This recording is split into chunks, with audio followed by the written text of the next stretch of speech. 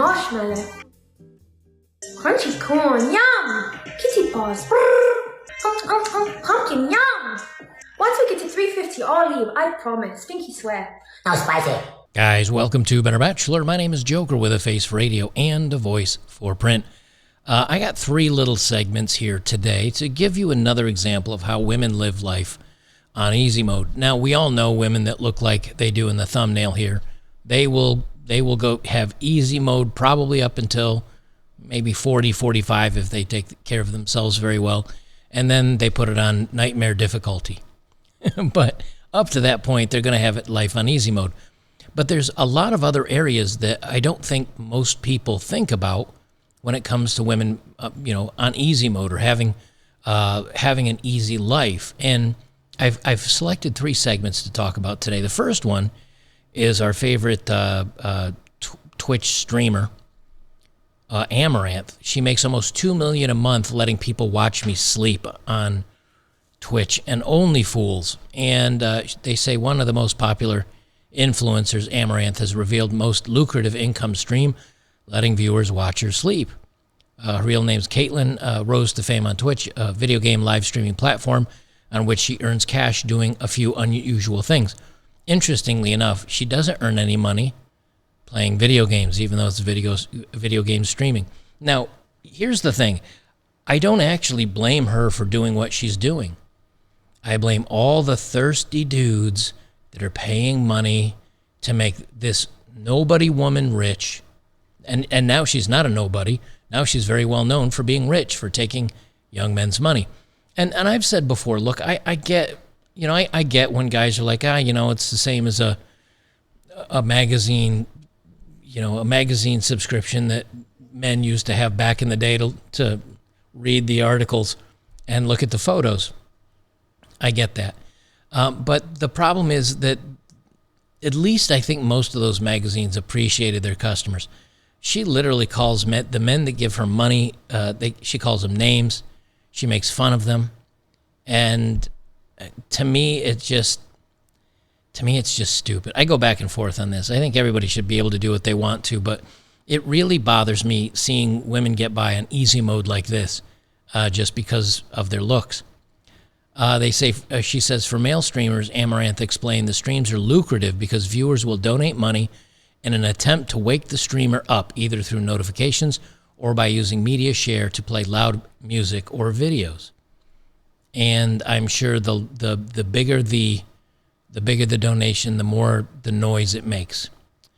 Her viewers, she guessed, were more likely to tune in as a form of voyeurism. Amaranth claimed her sleep streams were so popular, she earns upwards of $10,000 in just a few hours.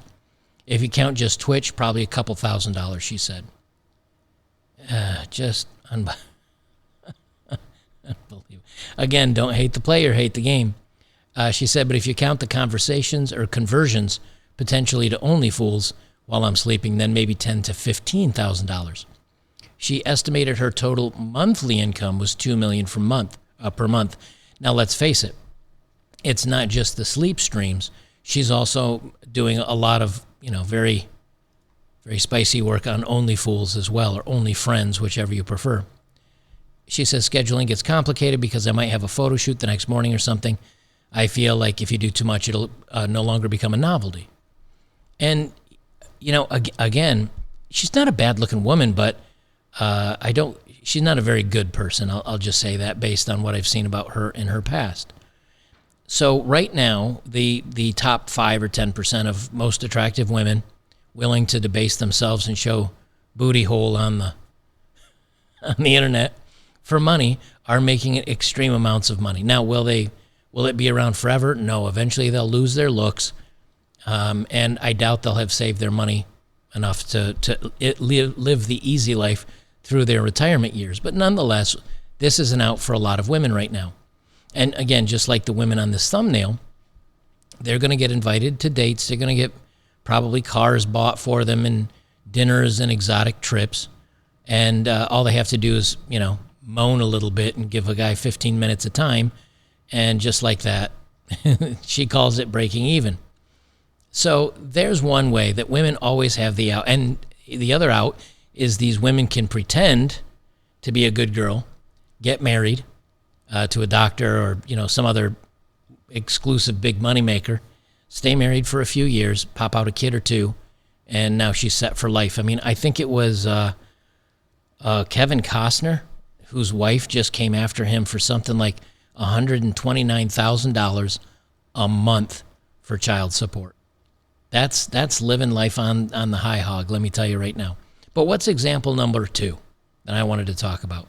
Example number 2 is that from this old biddy right here, Ron DeSantis, the governor of Florida who's running for president, he signed some new laws into effect in Florida. If many of you remember, I think it was the story I did of, was it Ice Cube or maybe Dr. Dre? No, it was Tom Brady. I think it was Tom Brady because he played football for the Tampa Bay Buccaneers. They have alimony where it's kind of like alimony and child support, I think. Well, child support till 18, but alimony for life if she doesn't remarry. Like they don't have an ending. So if you get married and you're a young Tom Brady at 25 and you become a football player and making lots of money, and she decides to leave you after, 15 or 20 years, she can cash out for the rest of her life based on your football income, even though you know darn well you're not going to be making that for the rest of your life because you're going to be retiring. Well, this old biddy is a perfect example of how women feel about alimony. Now, I'm going to pause this a few times, but I want you to listen to why she's so angry. And she's so angry because she can no longer get free checks for the rest of her life, because that's what it originally was in Florida. This is only about a minute. I'll play this real quick. In further news of the war on women, DeSantis signs alimony overhaul, meaning no more permanent alimony. So, again, there was permanent alimony in Florida, and she calls it a war on women. So women not being able to cash out for the rest of their lives after they leave a highly successful man is now a war on women. Signed by DeSantis on Friday, went into effect yesterday, so you can't even get your no-fault divorce. So women who married early and stayed home and raised the kids and never got a job now have to go out and work when they're in their 60s. Okay. She's very upset that women who got married and raised children have to go out and work in their 60s. Let me ask you something. Let's say you had your kids even a little later in life at 35. 25 years later is when you turn 60. If you decide to leave a man and the kids are grown and they're out on their own and you're no longer a house mom or a mother to the kids at home, yeah, you should go out and get a job if you decided to walk away from your man. This is not a war on women, because I'll tell you something right now.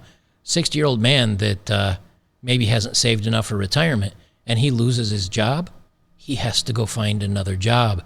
He doesn't have anybody that'll bail him out. DeSantis has just impoverished the older women of Florida. At least 3,000 women are switching to Democrat and campaigning against him all the way.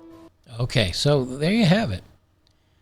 3,000 women. Wow, this is affecting so many women of the 21 million inhabitants of Florida, presumably half of which are women. So out of what? 10.5 million women, 3,000 of them can't continue to get free checks. And again, how did I find this stupid video? Because it's going viral because women are complaining about it. Alimony will be forbidden in marriages that last less than 3 years. Good. Should be. Should be. And for those who were married 20 years, you only get 15 years of alimony. Good. If you're married 20 years and you have a kid, remember, they still get child support. The women will still get child support. But if you're a young person at 20 years old and you're married for 20 years and now you're both 40, the kids are most likely grown up or close to it, you get another 15 years of free money before you even have to look for a job. See, that's not good enough. And that's the thing, that's the rub on all this stuff, is for the longest time women said, we want to be equal. We just want equality. And now they're getting paid more. I did a story on this back 6 months ago. In the top 150 cities, top population of cities in the United States, women out-earned men in 147 or 148 of them for the same positions. Women are now winning the wage gap war. Excuse me, losing my voice here a little bit today. And then on top of that, you look in the movies, and women are the strong ones, and women are the smart ones, and women are the empowered ones. And you look in commercials, and women are the smart, clever ones, and men are the, monkeys with glasses on their faces because they're stupid and they can't figure out anything else. Women hold cabinet positions, and women are in our government, unfortunately. So what is it now? Now that women are so supposedly so strong and brave, what's the rub? Now what are they? And when you bring these statistics up to them, you know what they say? Yeah, but men had it so good for so long. Now it's our turn. Now it's our time to have it so good and so long. In other words, we want to have all the power, and now you can suffer, and that'll make it even. And how long will men have to suffer for to make it even and to make it all good? You know the answer as well as I do. Forever. There's never going to be a point in time where women collectively say, you know what, I think we're good. I think we're good. No, because it's all about power. It's always about power. A 60-year-old woman with serious medical conditions said health insurance will be the first thing to go. This is a death sentence for me. New slogan, never DeSantis. Okay, so what happens to the same guy? What did she say, a 63-year-old woman? And she says insurance is the first thing to go when she loses her alimony. Okay, let's take the guy that married her. What happens to him? Same thing. Except the difference is he doesn't get 15 years to find a new job. He gets 0. He gets 0 seconds, 0 minutes, 0 days, 0 months. Go 1, 2, 3, go. And if he can't find something, what's he do? He ends up being a greeter at Walmart or, I don't know, a janitor until he can hopefully find something that will, but he can't get hired right now. Why? Because he might be an old white dude. And so, and that's part of the patriarchy. See, they don't think about what happens to the men because, again, it's all a power grab. And the last one I'm going to talk about in this video is the law. This is about the law. So they say pictured, and that's this lady right here. Pictured, nurse struck off, meaning fired. I guess struck off is the equivalent of being fired in the UK. Nurse struck off after failing to call an ambulance when the dialysis patient she was having an affair with had a heart attack during a romp in the backseat of a car. Penelope Williams had been enjoying a year-long fling with a dialysis patient. So now let's, even before I get into the story, just imagine the difference here. A man who's sleeping with a patient in a hospital out in the parking lot. First of all, they're going to probably file charges against him, number one. Number two, if the woman started having a medical emergency and he didn't do anything, straight to jail. No, nothing, straight to jail. They say an NHS nurse who enjoyed a sexual relationship with a patient failed to call in an ambulance when he died in the back of his car during a secret late-night rendezvous, a disciplinary committee has heard. Married right there, guys. So she was married, cheating on her husband with a hospital patient. So not only do you have to worry about nurses with other male nurses and other doctors and other patients, but literally coming out to the parking lot. She'd been enjoying a year-long fling with a dialysis patient when he suffered a heart failure with his trousers down in a hospital car park while with her. Well, I will say this, if you're going to go with a bang. Ms. Williams, who had hidden the relationship from bosses and her husband apparently, but they don't say that, failed to call 999 and instead rang a colleague who turned up and performed CPR. The panel heard. How long did it take for the colleague to show up? Now the nurse has been fired by the Nursing and Midwifery Council, who warned she had brought the nursing profession into disrepute. The panel heard Ms. Williams started working for the Bestie Cadwallader University Health Board as a registered nurse and a renal hemodialysis unit in 2019. Sorry, you Brits spell things a little differently than we do on some of these words. And look, guys, she has a kid. So she's not only a mother, but she's a married wife and mother. And she was doing this behind her husband's back. Again, what if this had been a man? I think they'd be finding charges. I think they'd throw him under the jail. Her patient and late lover, known as only Patient A, was one of the unit's regulars who needed regular dialysis. Ms. Williams and Patient A, now they say Ms. here, but up above here, it does say married Penelope Williams. So I don't know what's up with that. Maybe she's divorced now when they decided to do the story. She began the relationship in January 2021, and she did not tell bosses about it. January of the following year, a colleague, only known as Colleague 1, received a phone call from Ms. Williams, who was crying in distress and asked for help because someone had died, the committee heard. She had met with a patient in the car park of Wrexham in January 2022, called for help at 23:56 when he blacked out. The colleague told her to call an ambulance, but she failed to do so.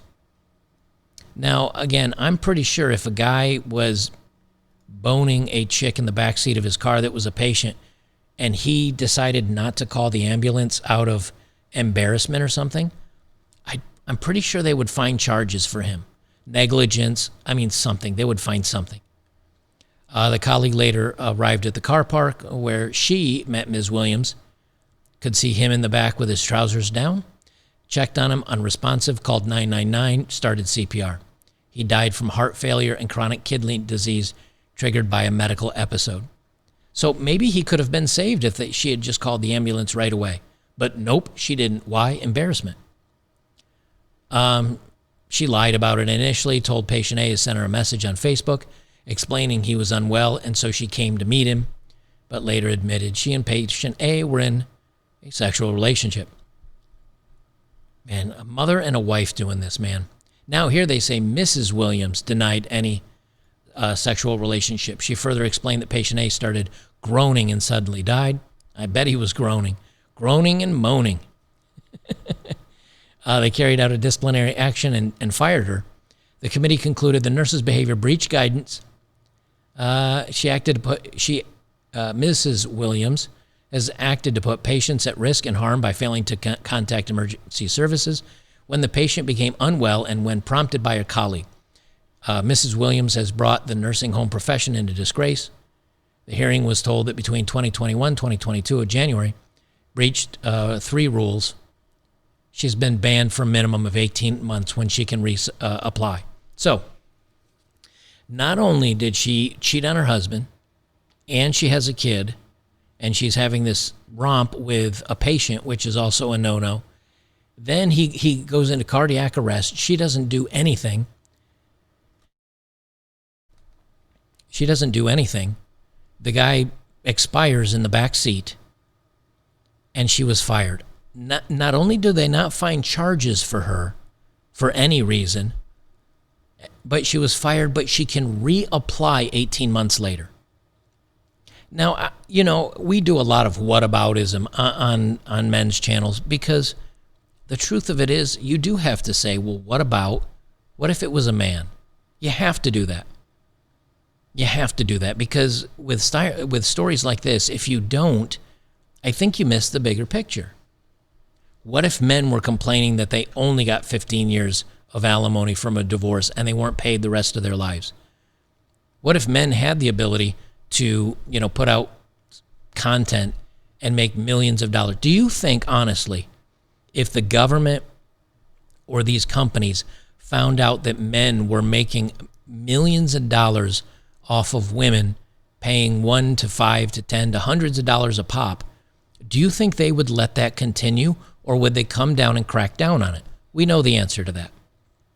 Women go out there all the time on Tinder and other dating apps, and they will massage men for dates and money, and then they'll say, oh, I didn't promise anything. I didn't do anything wrong. But when a man did the same thing and he had 21 girlfriends that he was dating simultaneously, getting gifts from them, they threw him in jail. But women do this all the time. Heck, it's a meme at this point. Does anything happen to these women? No. And I guarantee you, if you took a man and he was taking this kind of money from young female simps, they would find a way to saying he must be lying, or the women, when they feel that they're whatever they were promised or they felt that they were owed, when that didn't come to fruition, they would bring a law case against the guy and win. And then you take a case like this one. Again, this is not only does she only get fired, but she can reapply in 18 months. You know, if a guy had done this, they would have painted him as the worst male. You know, they would have had inquiries. They would have had an inquisition about the thing. And he definitely would have been charged with something. So whenever, you know, there's not a whole lot of stories. It's not like you carry them around in your back pocket. But if you're good at remembering some of these tales and some of these stories, you can always, if you say to somebody, yeah, but what about, and you bring up an example and they go, that didn't happen. If you can remember key words of the story and you can pull it up in articles and go, here you go, it's right here. You look at the incarceration rates in general. You know, I just had a post on Twitter that I was talking about where a young man, 22, 23 years old, had less than, I think, 1 gram of Mary Jane, and he was thrown in jail for life. Yet there are women out there that are ending their own kids, and the Guardian is writing articles about why we shouldn't be so tough on them. They're obviously going through a hard time. If they end their own kids, we should take it easy on them. You know, the best proof I have for any of this, I think, is all the articles I read where a woman, you know, changes into a man. And I've done 2 or 3 videos on this where women have become men.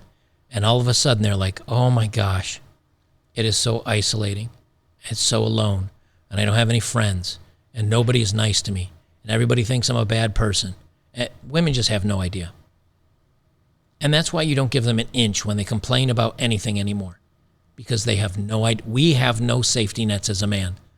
They have hundreds. And even when you point it out to them, they're going to tell you, well, it doesn't matter. It's our turn now.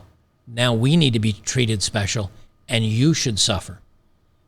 Because once it was the other way around.